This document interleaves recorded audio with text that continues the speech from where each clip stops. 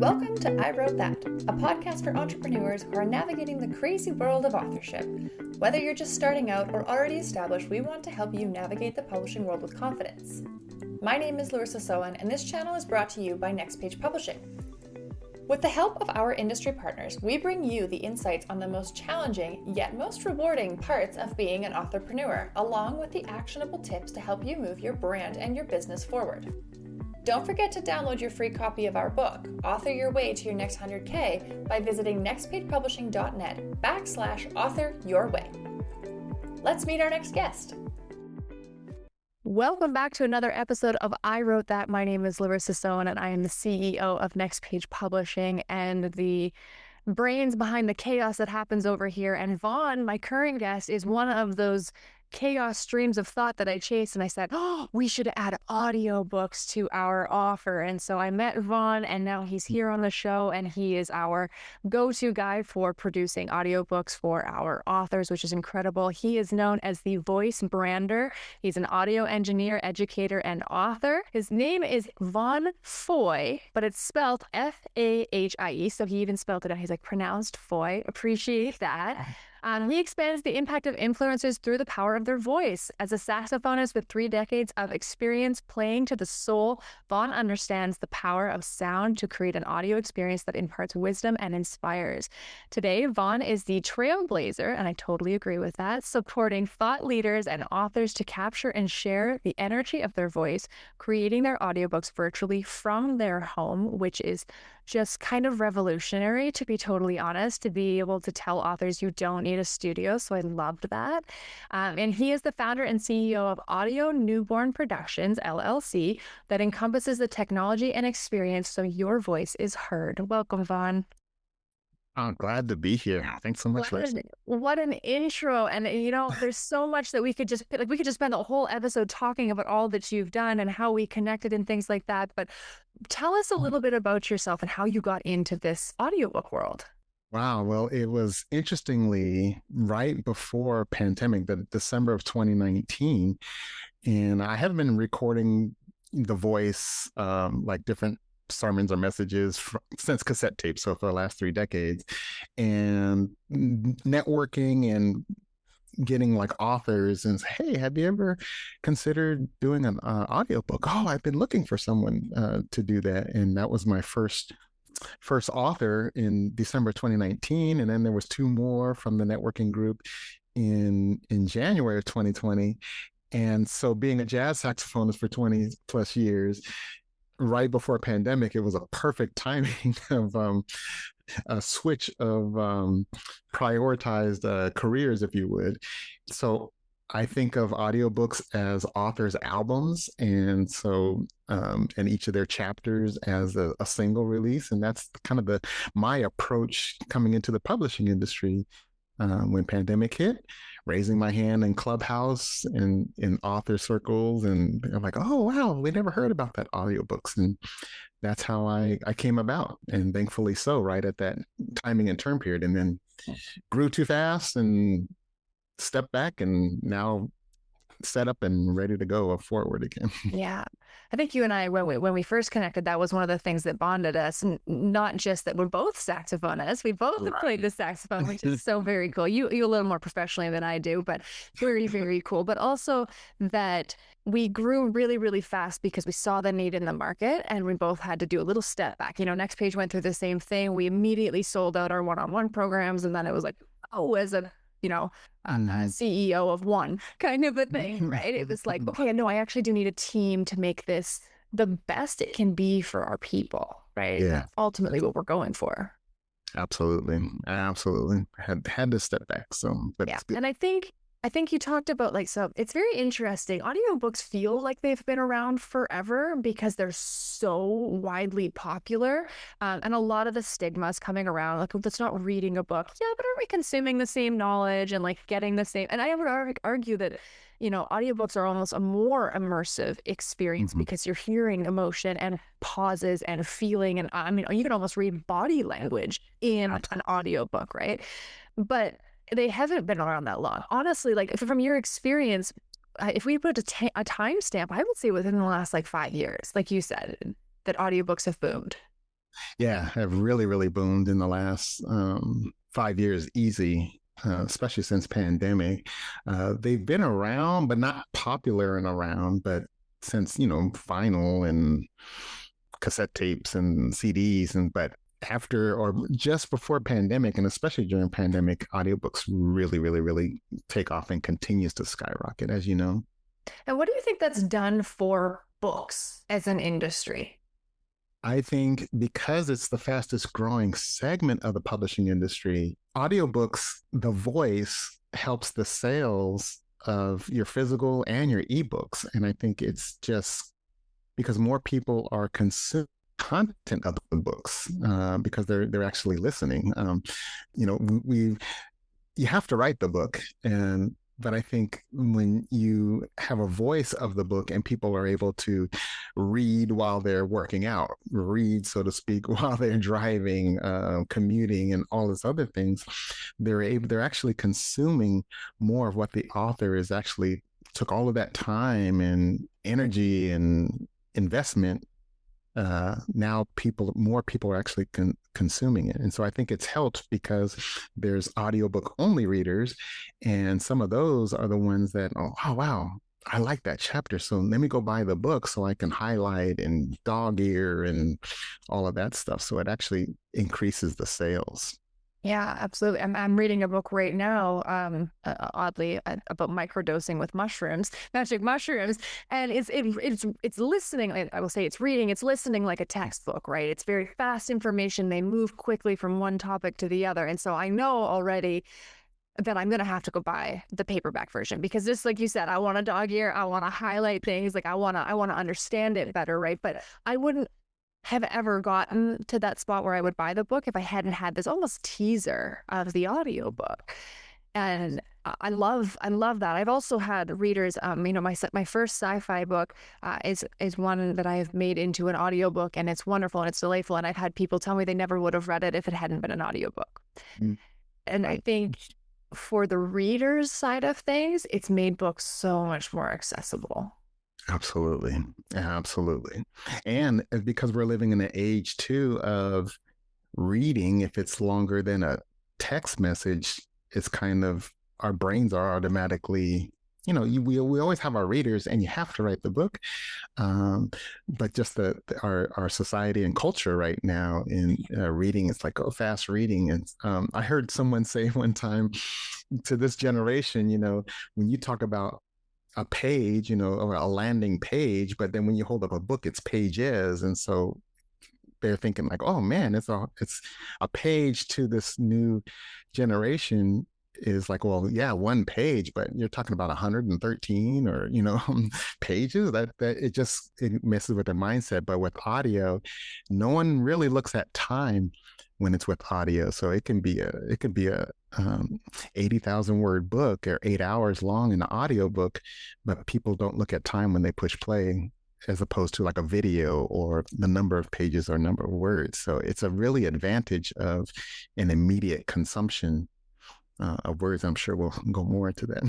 Well, yeah, absolutely. Because I think we're in an age of, ADHD is being much more diagnosed nowadays, whether it's new or has always been there. We've just never put the label on it. That's not really for me to say. But with this belief that distraction is now a diagnosable thing, we want to multitask, and I am diagnosed as ADHD, so maybe I feel more comfortable saying this. I'm like, I don't think as many people have ADHD as they think they do. I think we've just gotten really good at normalizing multitasking, and that has created a break in our focus. And audiobooks kind of lean into that because, like you said, I can wash the dishes, I can drive the car, I can do my chores and go grocery shopping and listen to my weirdly erotic books while I'm walking around like Home Depot and like trying not to make eye contact with people, right?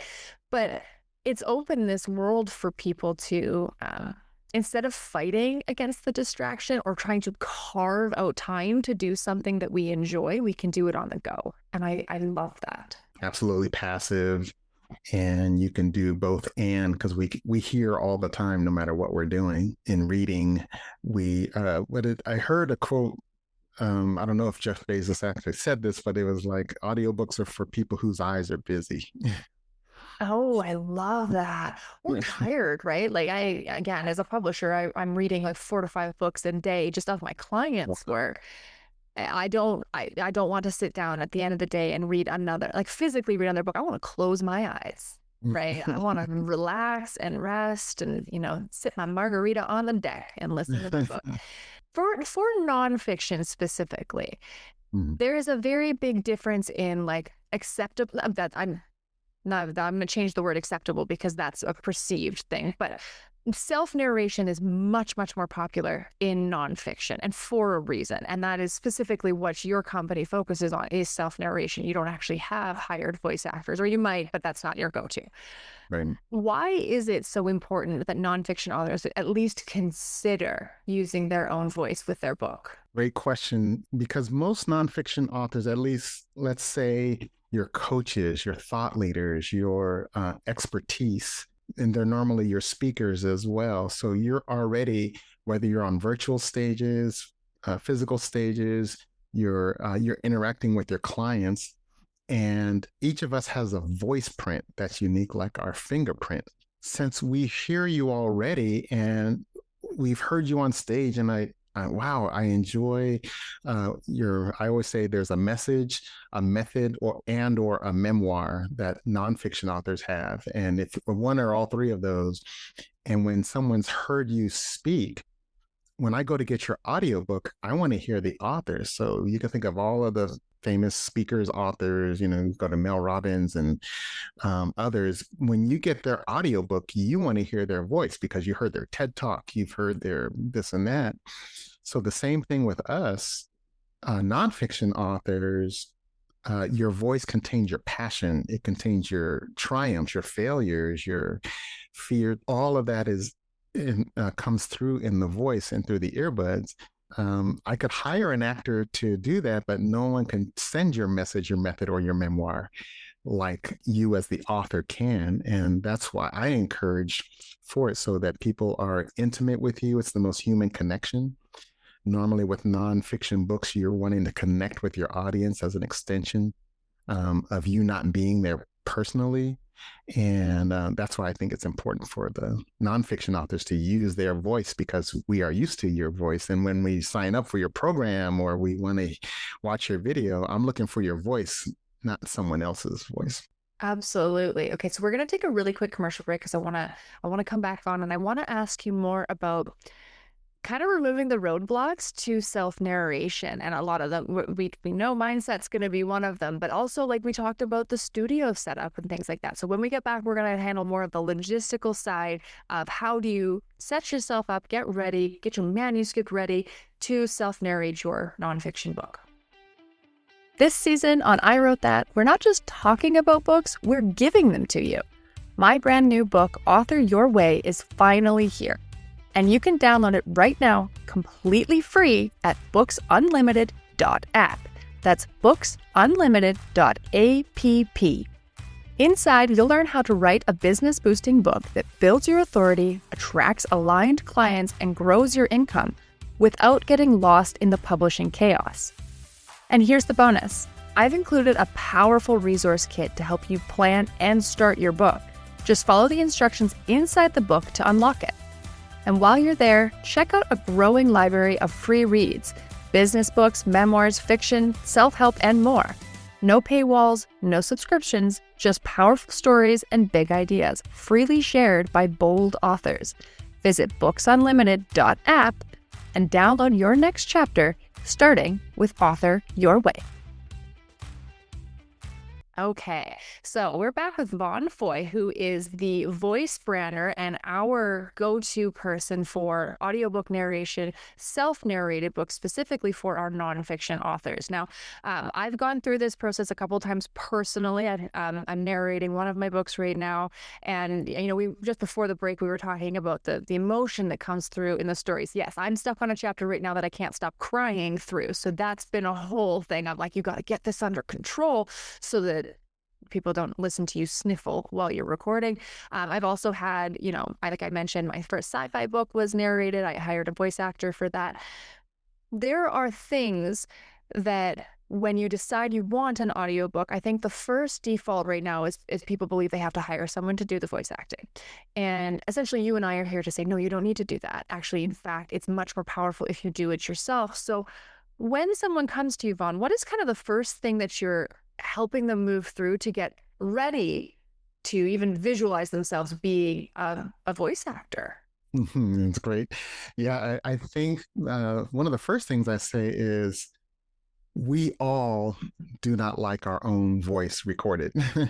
Some of us are old enough back in the day, remembering answering machines, trying to record our message. You've reached the Foyer residence. Please leave your name and number, and we'll get back with you as our earliest convenience. And we recorded that 20 times because, oh, I don't like how I sound. I sound nasally. I don't like how my accent is. And everybody else hears our voice just fine. There's people, at least they won't tell you in your face, like, oh, I can't talk to you anymore because I don't like your voice.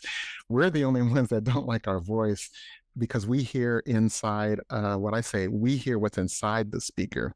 And it's more like the peanuts, womp, womp, womp, womp, womp, womp, womp. It's all of our nasal cavities, chest cavities, all these resonating. It's more like, we hear the tone of our voice. Everybody else hears the articulation. Everybody hears what's coming outside of the speaker. So the first thing I let everybody know is like, you never warm up to jump on a Zoom, to jump on a call. You meet someone at the store or at the bank teller or the gas station. You never practice your voice. So I help us to get comfortable with, you just speak and let me push record. And there's always something that you can polish up on, but I help them get comfortable with the uniqueness of their voice and that there's nothing wrong with their voice because you use it all the time and we listen to it all the time. And your audience is used to it and likes it. Otherwise, they wouldn't be your audience. So that's kind of the first thing to do, is to make sure that they get over our own self, what's the word? Self consciousness about, oh, I don't like my voice. Of course, yeah, we don't like our voice recorded, actually, because we don't know what. Like, it's weird to listen to yourself in your headphones. Like, I don't even listen to my podcast back because I'm like, really? Is that really what I sound like? Even though I know that my voice is something that people really deeply connect with, right? Like, to your point, when I'm on a stage, people will message me afterwards, be like, that was so motivating and so engaging. And that comes from a spark that you can't hire. You cannot hire someone to emulate that for you. That's great points. The next step that people are going to struggle with and continue to struggle with is the idea that you have to have this big official studio and you have to have the tech set up and you got to have the sound engineer sitting next to you and ready to do all these things. Like, I've heard stories of husbands building their wives in studios in their house so that they can record their one audiobook. And I'm like, okay, I don't have $10,000 to invest in doing that. But so how do you leap over the hurdle of self-narrating in your home? I always say we have the tools now with technology of, I call it Photoshop for audio. So we can take out background noise, the dog barking, the fans going, air conditioning, computer noise, thumps, the lawnmower outside. We can erase a lot of things, and the technology can now actually take out the echo in your room. You can be in the bathroom recording, and the technology will actually take away all of the echo and make it sound like you are in the studio. It's amazing. The technology, number one.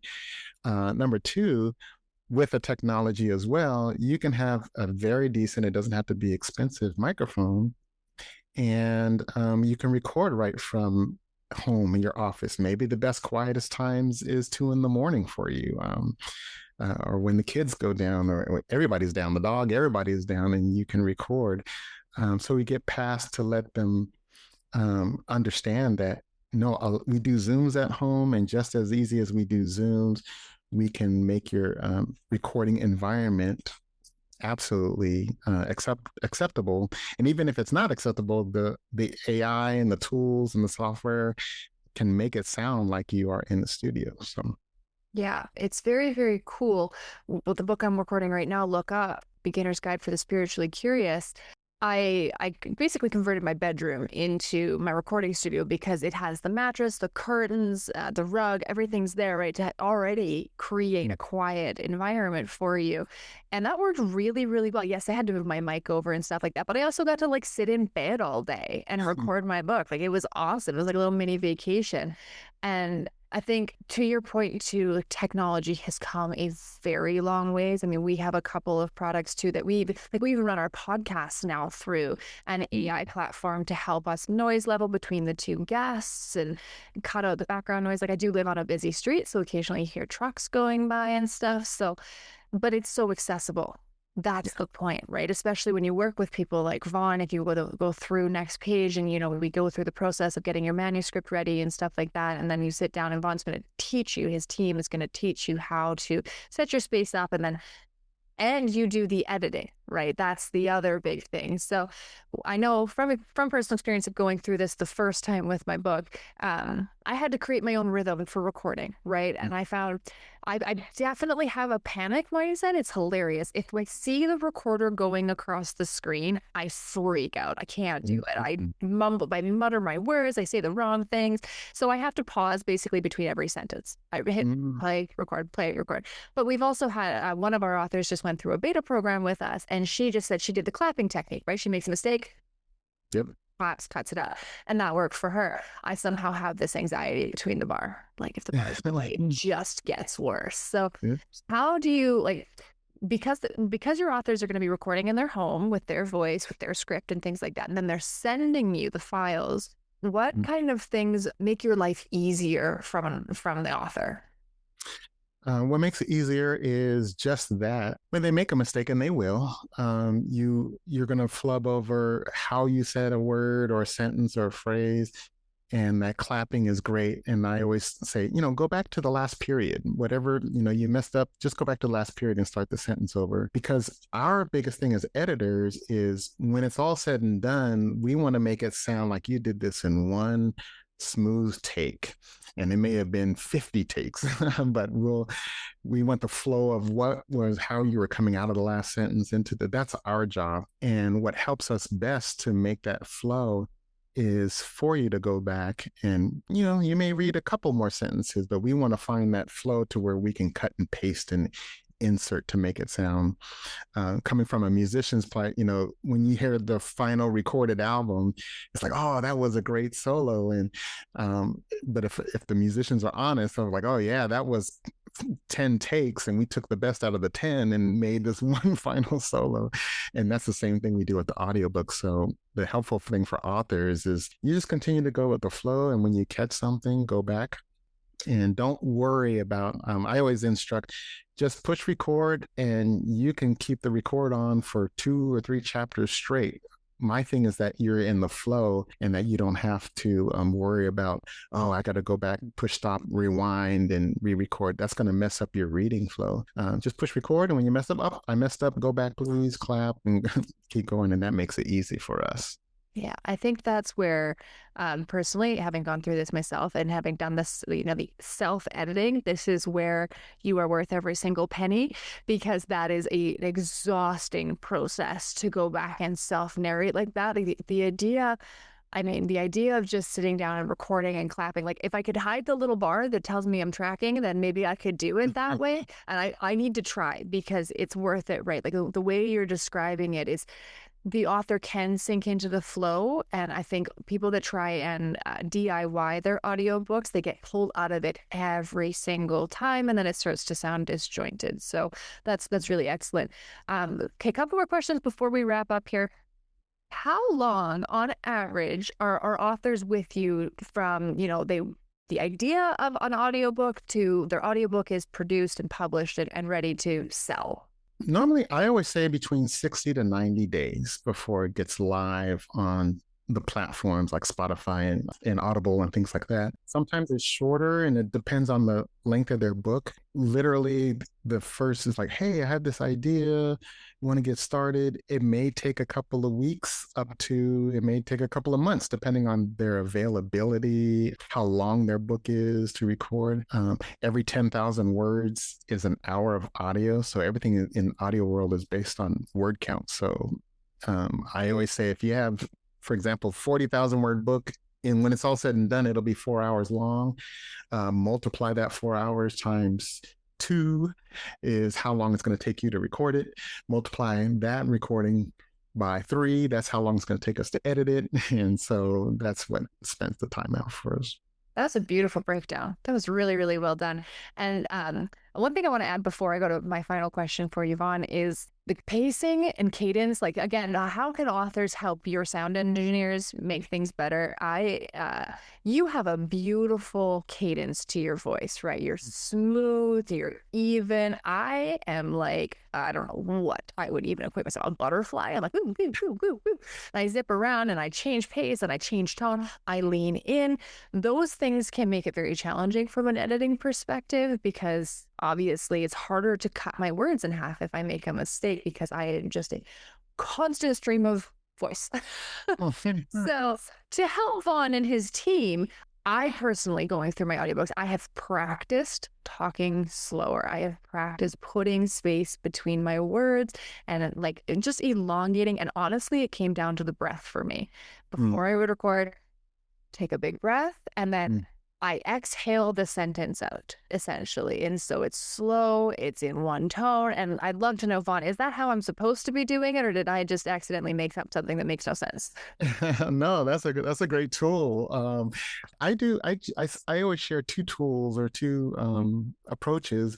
One, I say, think about that you're going to read your book into a third grade class, that they're all sitting on the floor with their legs crossed, and they may not understand your content, but imagining third graders, it kind of gives you a mindset of what pace to talk with the third graders. It's going to feel real slow, like you said, to you as a reader, and you're going to feel like, oh, this is dragging behind. But for the listener, it's a nice pace. And in audiobook specifically, it's great because most audiobook readers listen at 1.5, 2 point speed anyway. So they're going to speed up your voice. So having it slow makes it sound very legible when you're going really fast. The second tool I say is to read your sentence in your head first and then declare what you read. So you're reading ahead and declare, so like you're actually speaking live rather than reading letter by letter, word by word into the mic. Read and just share, because that's going to feel more natural and give you, again, that pacing and stuff. But no, your breaths and control, it helps, but it's also you, though. Even if you speed up and lean in and do, that's all a part of the human part and your unique voice print. So you can leave that in there too. That's all good stuff that makes it you. That's good. And I think the AI leveling and things like that nowadays does help with some of that. Like sometimes I lean back and sometimes I lean forward. So that's really great. I'm gonna lie, we're gonna have two more questions, because you talked about voice print, and I would like to know more about what is voice print. Yeah. Your voice print is I call it voice print. It's unique like your fingerprint. Our voices have, even when you see the little waveforms, if you stretch those out, every one of us has a timbre. It's like the difference between the saxophone and a trumpet, or there's actual or a keyboard sound. Those sound different and unique because their voice prints are unique like that, their timbre. And so you have a voice print, I have a voice print. We could think of, I think I mentioned earlier, you can say Elmo's voice print versus Darth Vader's voice print, Lucille Ball, Bart Simpson. We know these as soon as we hear, it's like, oh, that's so and so. And the same thing with us, as whether you're a parent or you're a kid, your parents' voice, that voice print is established, and we even hear that from as early as the womb. We start hearing. That's why mothers talk to the womb, because we can hear. And when the baby comes out, it's like, oh, they can be in a classroom full of, if his name is Jack, and mom comes in, there's 3 Jacks. When the mom says it, only 1 Jack answers, because they know the mom's voice print. So the voice print is your unique signature, and that's what you'll see my face, and I wonder, your mind is like, he probably sounds like this, and then I start talking, it's like, oh no, that's totally not what I imagined. Like, kind of like Mike Tyson, you see his picture and you never heard him. And it's like, and you're like, oh, oh, not what I expected. expected. Not at all, I think but you'll never forget it. so important when like especially for most of our authors are entrepreneurs. We're at the center of our brand, the center of our legacy.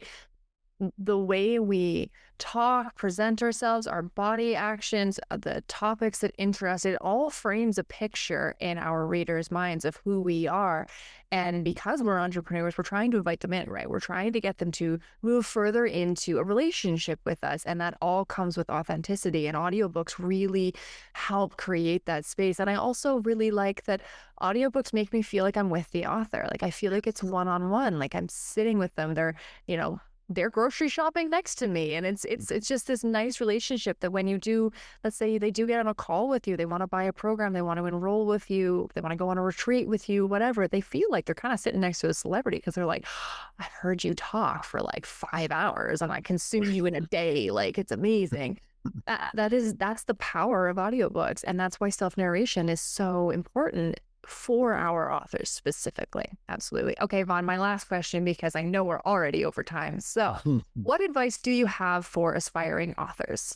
My advice is, because you have a unique voice print and because you've spent so much time, or you're spending so much time putting your words and doing all of the editing and making it concise so that it reads beautiful and comes across, absolutely allow using your voice to make an impact, to make an impression, connections, and legacy. You want to have an audiobook, and you want to be thinking about the audiobook from jump. Just as you're writing the words, you want to be able to imagine people consuming the content of your book far before they read it, because it's going to help the sales. Your voice is going to be the most authentic and most impactful human connection to your potential readers. Even those that they're physical, they want the physical and the reading book, but them hearing you, whether I heard you on stage, virtual stage, or it was on a social media clip of you reading it, your content is going to go beyond the book cover through your voice. Yeah, and I think just to highlight what you said about when you're writing, thinking about the audiobook, my newest book, Authoring Your Way, which is coming out in September, which is right around the time this episode's going to air. I have been writing it with hearing my voice in my head. And honestly, I've come up to a couple of lines and I'm like, I cannot wait to read this out loud. Like, this is going to be an awesome line. And that it also helps my motivation as an author to be excited about my work, to stay engaged with it. And if you're thinking about it the whole time, you know you're going to do an audiobook when this book gets published, it does help keep you excited. And it helps you write very authentically too, right? Because you're imbuing that passion onto the page, that feeling. And it's absolutely beautiful. Okay, thank you, Vaughn, so much. It's an absolute pleasure. Where can people get in touch with you? So if they do want to work with you through Next Page, they can always reach out to us at nextpagepublishing.info, and we can set you up with one of our publishing contracts that includes an audiobook contract. But if people want to find more resources from you, I know you have books of your own. How can they get that? You can go to thevoicebrander.com. It's probably the easiest way to go to. It's beautiful. Yeah. And you have an audiobook. You also have jazz music. So if you want to check out Vaughn Fahi's jazz music, I highly recommend it. It's beautiful and it's soul moving. So Vaughn, thank you so much for this wonderful connection and your time. Thanks for tuning in to I Wrote That. Don't forget to download your free copy of Author Your Way to kickstart your journey as an entrepreneur. You'll find the link in today's show notes. And if you enjoyed today's episode, we'd love for you to leave us a review. It helps more listeners like you discover the show. Until next time, happy writing.